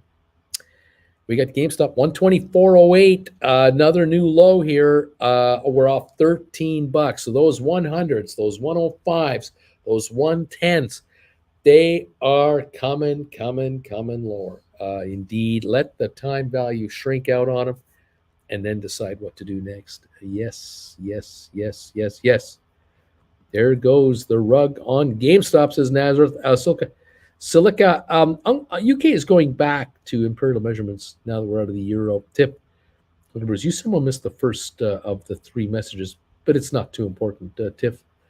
I can't read them all. I don't know. For some reason, they're just flying by here to me today. 123.30 on GameStop, down 13.91. Those of you who managed to do rollovers, were able to go from 105s to 110s, 15s, and 20s. Look at it coming to you. Isn't it great? Anyway, there you go. The H. Gregory, you think the stock split meeting and earnings going to make GameStop take off again? I know earnings usually, make us back off. I don't know if the board of directors will actually do a split. They might be sitting here going, guys, we're trading 120, 130. Why do we want to split down here? Why? If we get the authorization to do it, we have it in our back pocket anytime we want to pull that card out. Do we have to do it right now? Maybe not, right? SSR on GameStop, says Richard. Yeah, 10% drop on GameStop. That's right. We're SSR, short sale restriction. Very interesting. Austin, best investment I ever made is buying farm ground. Worst is 10 high whiskey. Wow, that stuff's bad. Oh, I guess it is. Okay. 123.28 on the GameStop right now is the current trade. Low of the day, 122.71. Now it's 125.50. Very interesting jumping. Look at the AMC, 1440 down 3 cents, gave up all those gains. AMC was as high as 1613 just a little while ago. And right at the opening, 20 odd minutes into this trading, AMC now at 1449, down from 1613, 33 million volume. Wow. Just gave up all that ground. That's something. GameStop 125 even now, down 12.21. The Dow down 333. The Dow was as low as 32,752. We're at 884. So we've gained 132 points off the low. So we were down 450. Now we're down 328. A little dead cat bounce. Is this selling wave over in a half an hour to an hour, as I've been asking? Is it just not going to be a continuous get me out of Dodge deal? Is this one of these sell waves that last 30, 40 minutes and then we kind of grind our way back up again? We'll find out. We're down 36 on the S&P. It's only down 0.89 of a percentage point. And we got NASDAQ now down 0.93 of a percentage point. Over on the Dow, back to the Dow Jones, we only had one stock up when we started trading here. Now we have 1, 2, 3, we got 5 that seem to be higher. Now it looks like 3. We got Chevron up 240 a share. We got Goldman Sachs up 45 cents. JP Morgan up 39 cents. Nike up 6 cents. American Express up 3. So the banks have turned it around. We got Caterpillar down 17, Walgreens down 25 cents, Verizon down 28. These are nothing losses. Walmart down 34, Walt Disney down 48, Dow down 53, Visa down 57 cents. I mean, we got a lot of stocks less than a dollar, below the mark here. Even down $2 or less, that's half the Dow. The worst performer was United Healthcare. It's now it's not the worst performer. It's now Home Depot, but only 580 on the downside, not $8. United still down 5. Johnson & Johnson down 495. Salesforce down 440. So there is improvement coming on the Dow Jones Industrials, the stocks themselves. We're down 313 on the market. Okay. Let's see. Beach Boy. So, Uncle Bruce, I hear GameStop is edging down. You hear correct. 123.70 again. Good news for me as a writer of 110s for June 17. That is correct, sir. And besides, the gold standard never left if you consider those oligarchs' gold bathrooms, That, well, they're that's food for thought. We're down 348 on the Dow. So, yeah, your 110s, they're now only 1388 in the money. At 138, they were 28 in the money. All of a sudden, they're only 13 in the money, and the stock's still backing up. 122.65 now. I think we're getting, that's another new low. Another new low of the day right now, 122.55. So 12.55 in the money, and they die on June 10th. So they're coming your way, buddy. As kind of we had speculated, we talked about this on our private one-on-one. Yeah, we're seeing GameStop back it up. I'm not surprised. I mean, it went too far, too high last week. There was no reason to go from 88 to 130, whatever. It was no reason to go from 130 to 88 in the first place, but it did. We know what GameStop can do. 122, 123 right now. So, look, if GameStop wants to keep dropping here into the 120 level, 115 level, a lot of you folks are going to notice that your calls will be, in the money a little bit, but the premiums are going to keep shrinking away, which brings you folks into this break-even neighborhood where whatever you wrote them for, is where they're trading at again, but you'll notice your stock is up. Your gain on your stock is still intact. Not as much at 138, but if the shares are trading at 115 and you wrote these calls when the stock was 105 or 101 or 108, you've gained on your capital gain and you're even on your call. You might decide to buy back your call for what you sold it for and now write a 2, 3, 4 week further out call at a higher strike price than what the one you just bought back for. Right? Buy the 105 back, write a 115 maybe, buy the 110 and write a 120, something like that. Yes. And hey, shares want to go up another $5-10. Are you happy? Yes, you are. You're happy, happy, happy. Fair enough. Make me money any way you want to make me money. Shares can go up. I'll make the money on the capital gain on my stock. Shares want to stay even. I'll make money with the shrinkage of the premiums. As shares want to go down, I'll make money on the lower cost to buy the calls back and the time premium being shrunk right out. Just pay me. Just pay me. That's it. Exactly. Yeah. What can I say? BA Boeing, where are you going? Asked Alberto. Olivia. Oh, IMAO Beach Boy. At SoFi, it looks so what? 747 down 8 cents. Spire unchanged 151. Look at that. Smart Rent down 18. Matterport down 32. AMC now up 14. ATIP down a penny. Rocket Lab down 12. Cyxtera down 11 cents. 23andMe up 3.5 cents. Thank you very much. I'm off to work. Have a great day, Bagelheads. Thank you, Olivia. You have a good one too. Austin. Uncle Bruce, what have been the highlights of your trip so far? Wife wants to go to England, she says. Well, it's been an interesting time. Some of the highlights for Jennifer and I are this is a different kind of trip for Jennifer and I. There's several things that are different about this trip than any other trip we've taken in the past. First of all, Jennifer is very limited mobility-wise. This is new. In the past, 5 years ago, 8 years ago, we didn't have limitations. We could put in our 10,000, 15,000 steps. We can't do that anymore. So that's a difference. Two, I'm working. I didn't used to do this 10 years ago. So we could be at the museum all day. We could go out for breakfast, go to a museum, go out for dinner, and come back to the hotel.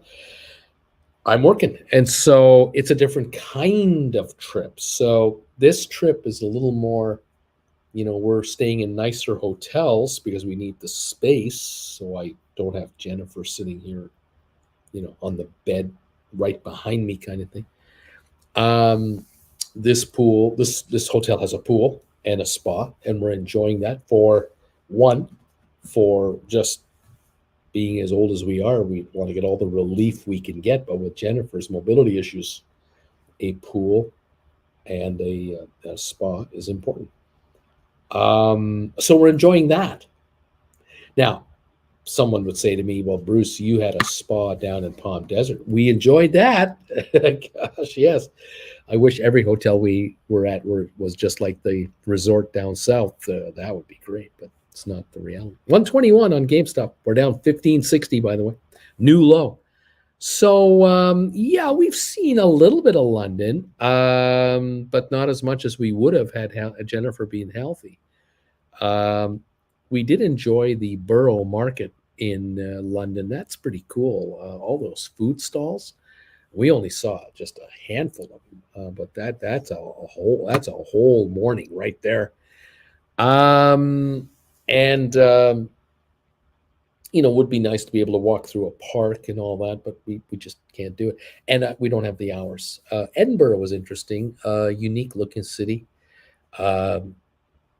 It's so different than London, though. It's different. I mean, they drive on the same side as they do in London, but it's a different town. I would like to have done one of those hop on, hop off buses. That would have been okay. London and or Edinburgh, I'd have taken that. We did a ferry ride in Edinburgh, one of these rides where you get on the boat, and we went out for an hour or two and came back and saw some interesting stuff from the water perspective. Amsterdam was cool. We did a canal boat ride in Amsterdam. It was fun, enjoyable, still kind of cool. Springtime for us. Would like to have had 10 more degrees of temperature. Would have been nice, but wear a windbreaker, you're fine. Entertaining, cool, that aspect. Would like to have seen more. We did go to a maritime museum. Found that interesting. Again, we had 2 or 3 hours only, and we got in a lot. They had a wheelchair, so that was nice. And then here in Hamburg, this museum, this miniature museum, I am telling you, is worth a trip to Hamburg. If you come to Germany, ride the ICE train, the regional, the high-speed train, intercity train. Fantastic. Go first class. It's worth it. It's not like triple the money, by the way. It's very good. Come to Hamburg for a couple of nights. Do 3-4 nights in Hamburg. Do Berlin. Do Frankfurt, Munich. You see Germany any way you want, but get up here to Hamburg and check this place out. It's pretty neat. It's a great 3, 4, 5 hour enjoyable thing. First thing in the morning. You want to be here early, 8:30 in the morning, start there. And you'll be done by noon, 1 o'clock. And make sure your iPhone or whatever you're using for photos is fully charged up and you have lots of room to video and take photos, because you will be taking a lot of photos. All right. H. Gregory, Uncle Bruce, what exactly is SSR and how does it affect the price action? SSR is a short sale restriction designation where if a stock goes down more than 10% during a trading day, especially on New York, then if someone wants to short stock, they cannot just sell the stock at market. They must offer stock for sale at a higher price than the last trade. So GameStop right now is 121.57 right now. You cannot sell it at 121.57 if you want to short it. You can only short it at 121.58. Now just trade at 121.45. Naturally, you can only offer it at 121.46. 1 penny higher than the last trade is the lowest you can offer it for if you want to short it.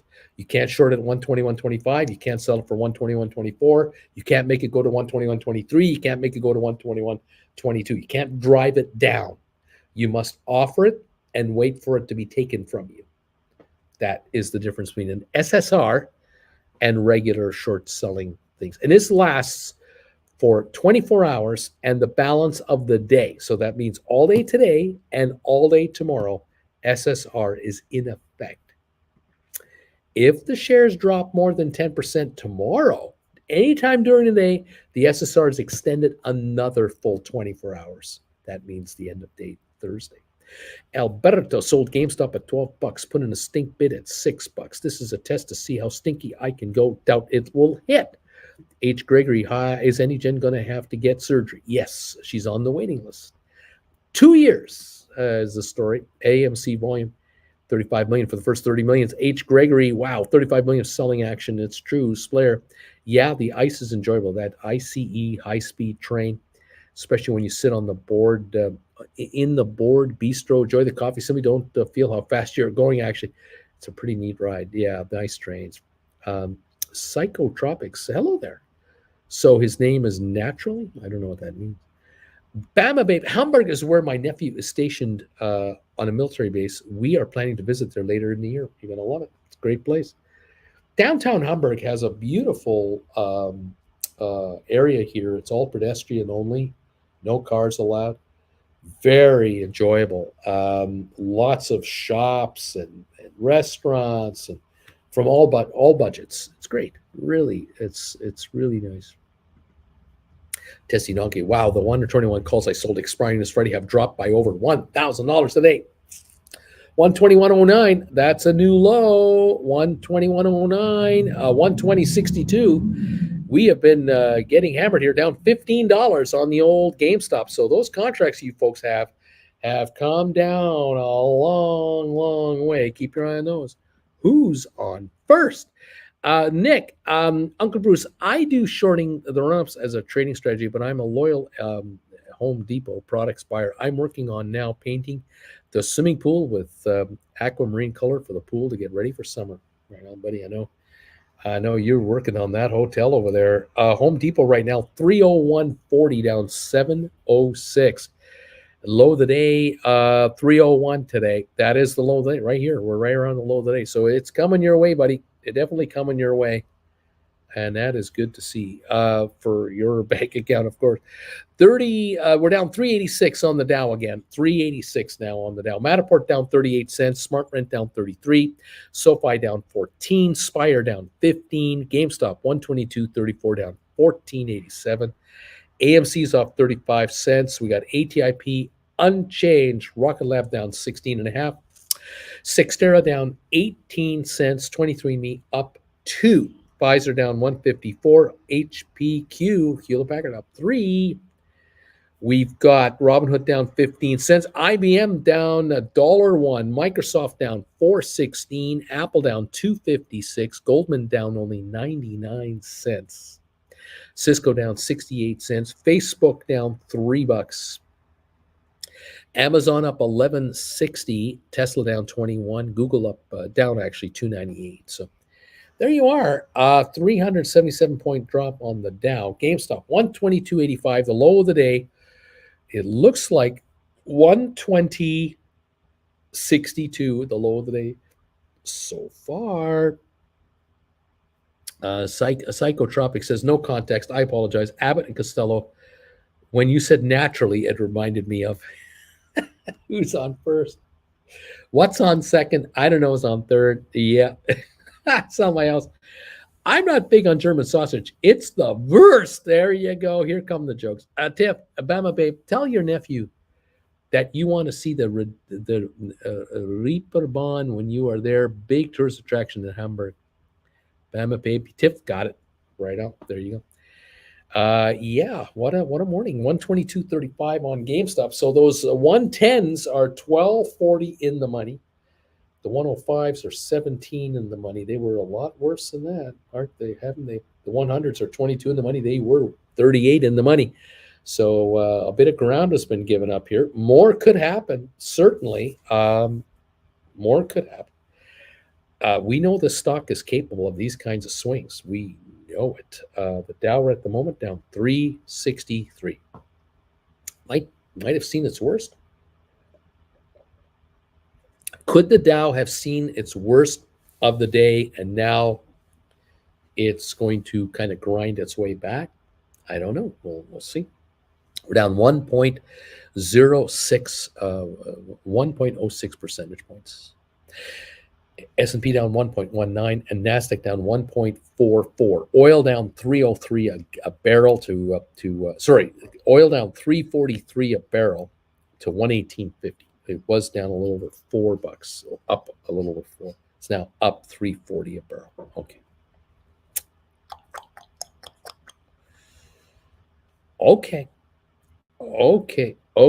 What else going on here? Wavy gravy with SSR just hitting.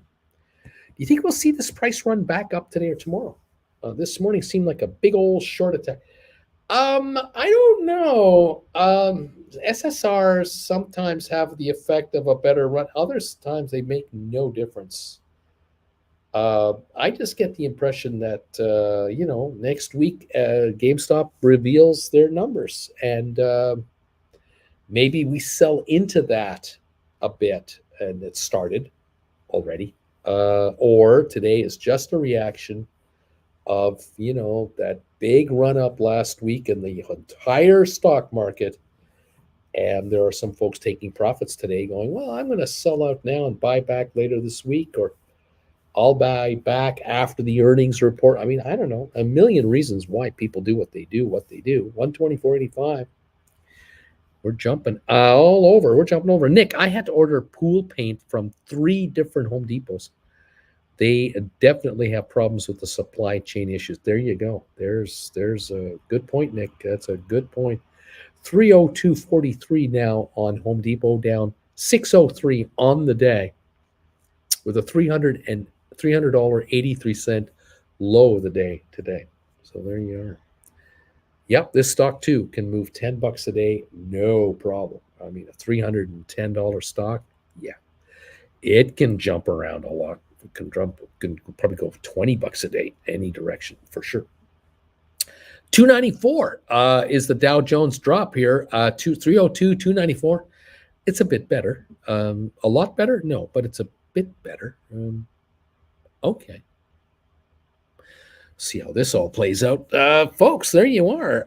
Those of you who are, sitting on calls that you've written that expire this Friday, next Friday, the Friday after, you're just going to monitor the market and watch those contracts shrink out. Time premium is going to evaporate on these things, especially if they're in the money. I mean, if they're in the money, it will evaporate out. And then you're going to start keeping an eye on the idea that you're going to roll into new contracts. You do anyway. You always move into new contracts as your old ones come up for expiry. The question now is, what strike price are you going to write at? That is the question. Well, the next few days will reveal for this Friday what's going on. Look at this. The Janitor 86 has become a YouTube member of this channel. And Janitor, thank you.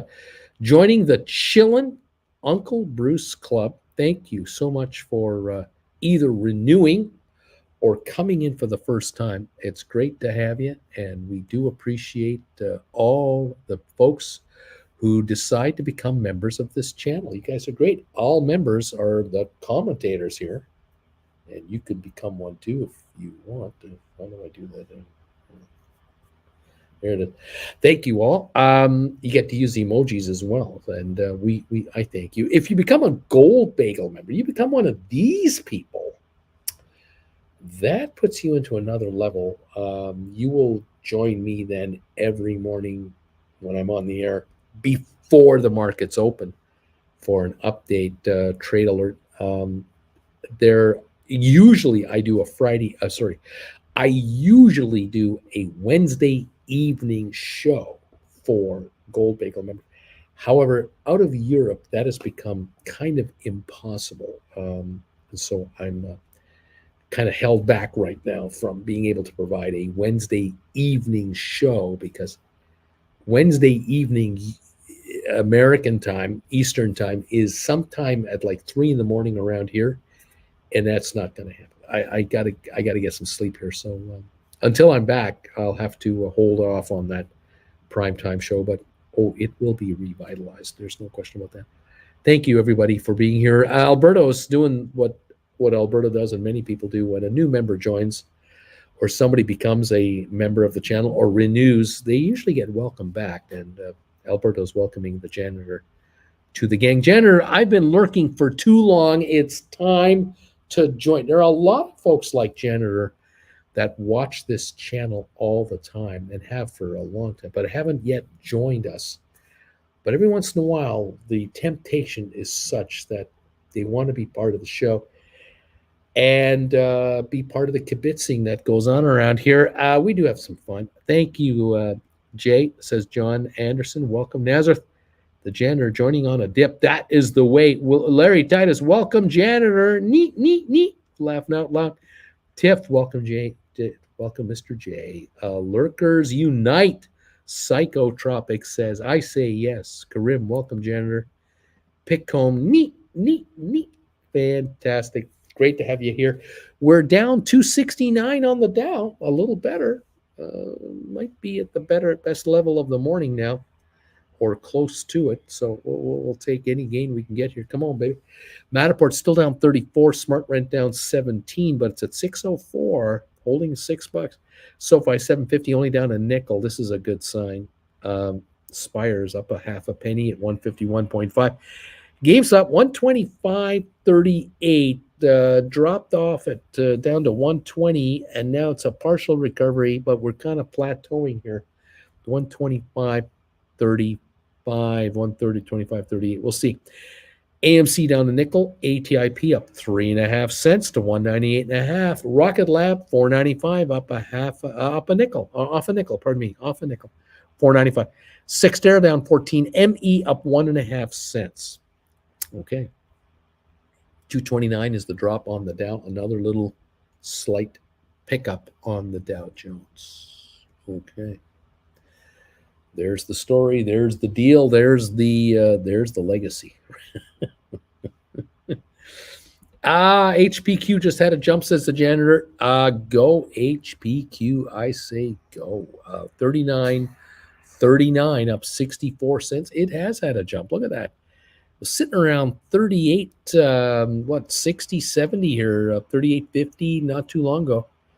At 10:01, 20 minutes ago, it was sitting at 38.67. It's now 39.42. Going up. Lovely. Bitcoin. SoFi jumping around a lot this morning, trying to sort out what to make of the news. I'm with you, Bitcoin. I get the impression SoFi wants to go higher. It's 753, 751. We're less than a nickel away from breaking even on this thing. 10, 20 cent gain wouldn't surprise me, or more. Wouldn't. We're only down 197 on the Dow. Look at that. We're coming on. We're down 25 on the S&P. It's only down 0.61% on the S&P. Nasdaq's only down 0.75 of a percentage point, up only off 90 now. We've come back almost 100 points. And the Dow 189.9. That is definitely an improvement. So maybe we got a little thing going here. HPQ had a 13% run since last week. Looks like I'll have to roll my covered calls. And it did go too far down. It went down too far too fast. And now it's coming right back to that 38 level.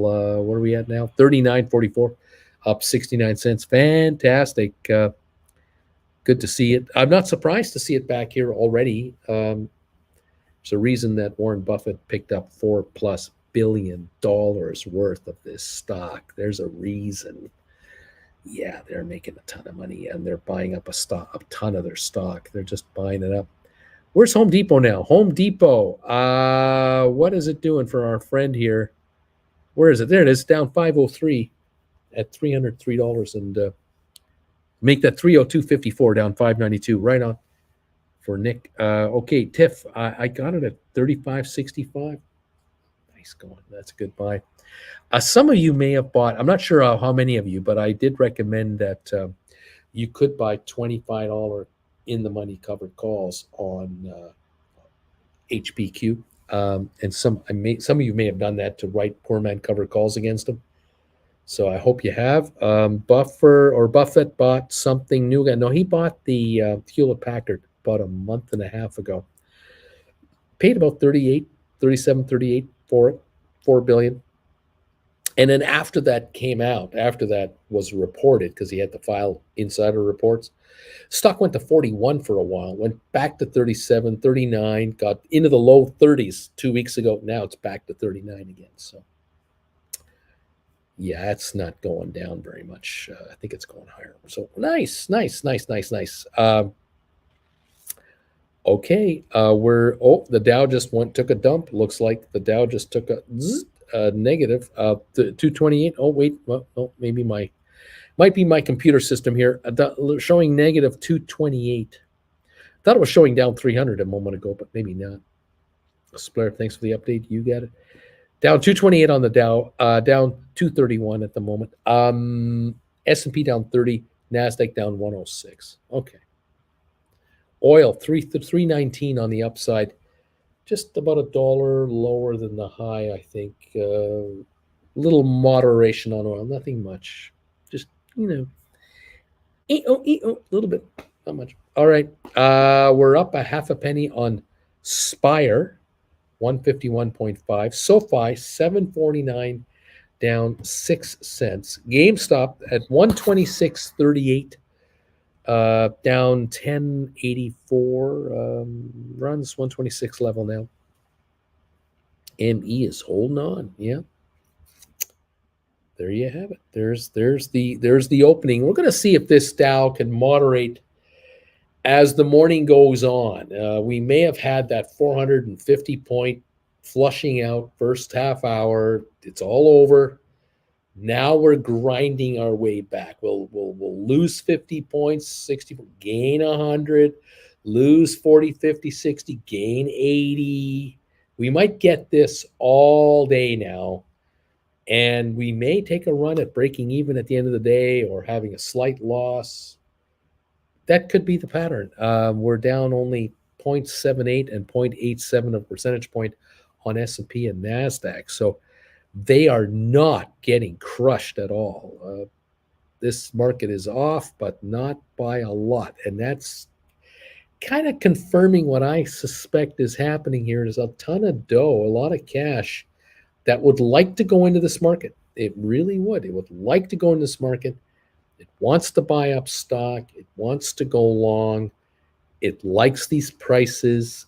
There are certain stocks more attractive than others that are being picked off. And we're noticing even on our former SPACs, there's been upward pressure on these things. They haven't been getting crushed every day anymore.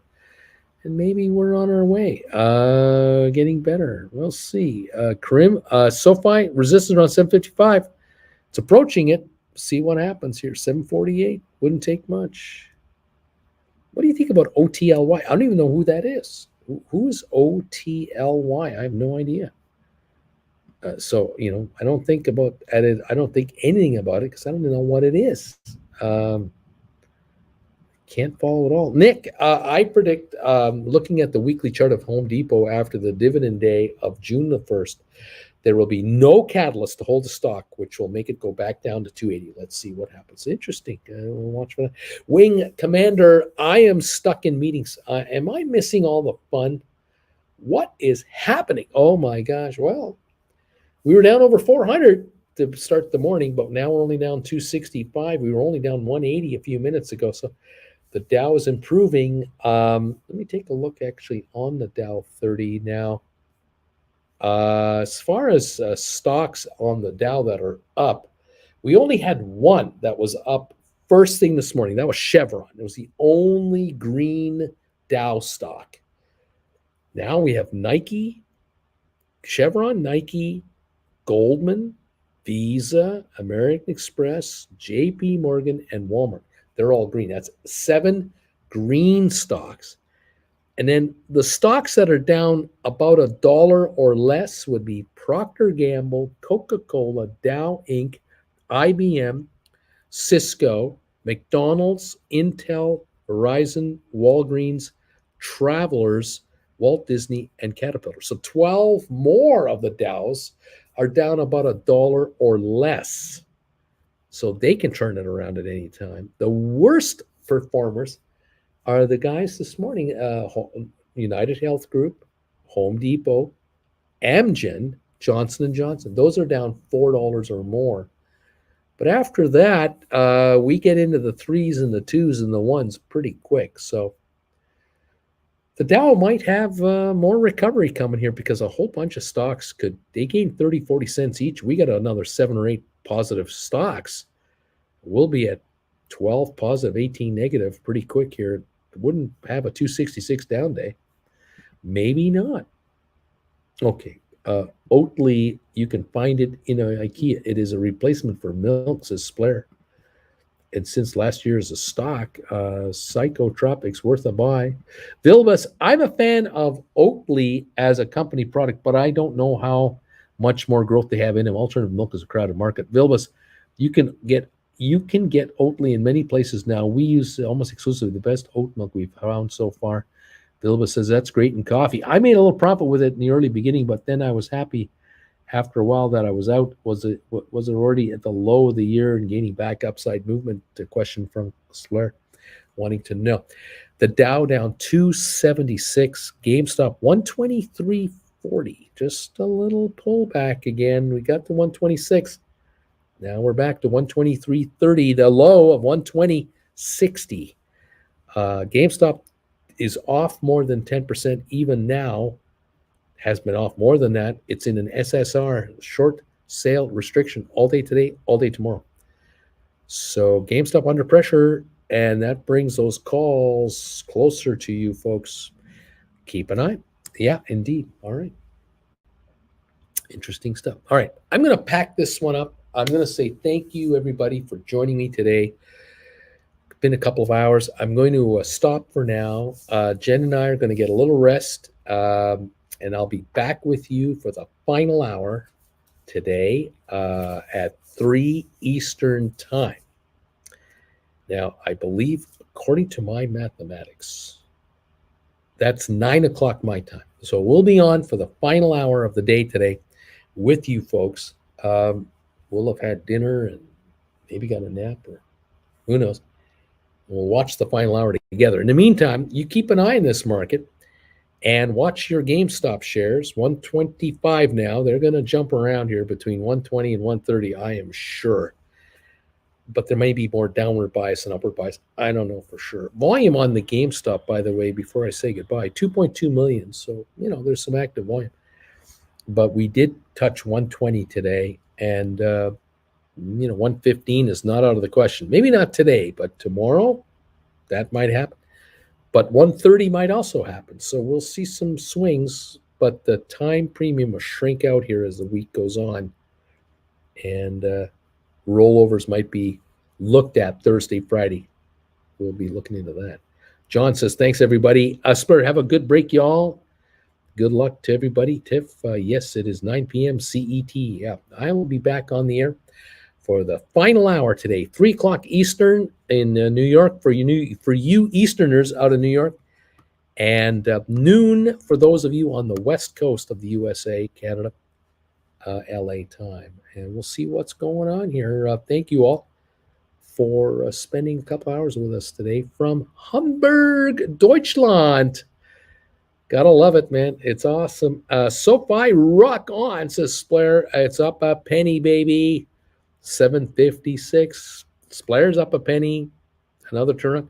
Smart Rent only down a dime now. It was down like 20 cents.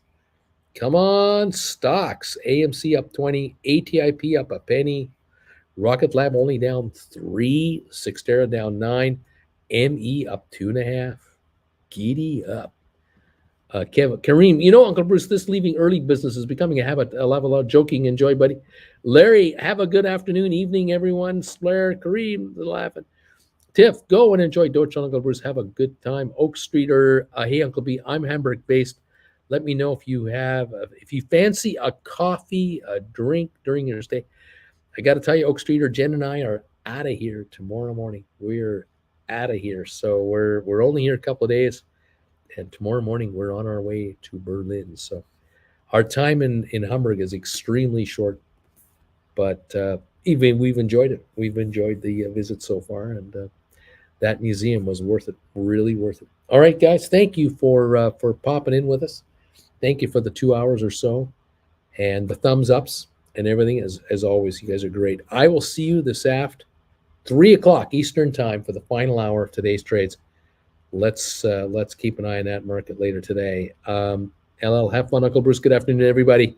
Thank you, guys. We'll see you soon. This is Bruce and Jen saying thanks for joining us. We'll see you this afternoon live from Hamburg.